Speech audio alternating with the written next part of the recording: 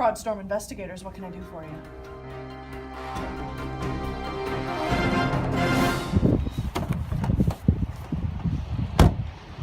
We're heading today to the home office of Michael and Michelson. Business owner Michael is there today. There's a fraud storm coming, and he's a little concerned about his business and what he can be doing to prevent and detect fraud. Michael, what seems to be the problem? Well, my business has gotten bigger and bigger over the last couple of years, and just really worried about this fraud storm rolling through town, and worried that my business could be affected by fraudulent activities. So I actually have a presentation on my laptop. I can tell you different types of fraud and different ways to prevent it and detect it. So the first type of fraud is financial statement fraud, which actually only accounts for less than 5% of fraud cases, but it's usually the most median loss. So these are deliberate plans to misstate information on your financial records. Asset misappropriation is a different type of fraud that takes up 90% of all cases. It's usually the least costly, but this type of fraud is the most common.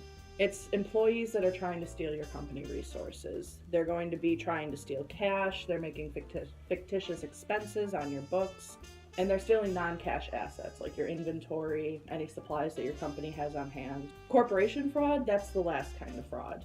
Those are schemes that are going to occur when employees are fudging business transactions for their own benefit.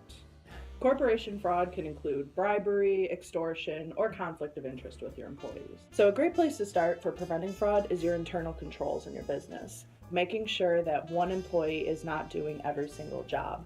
You want different employees counting your inventory, placing orders, writing checks to suppliers. Separating the tasks is a great way to make sure that one person isn't doing too much.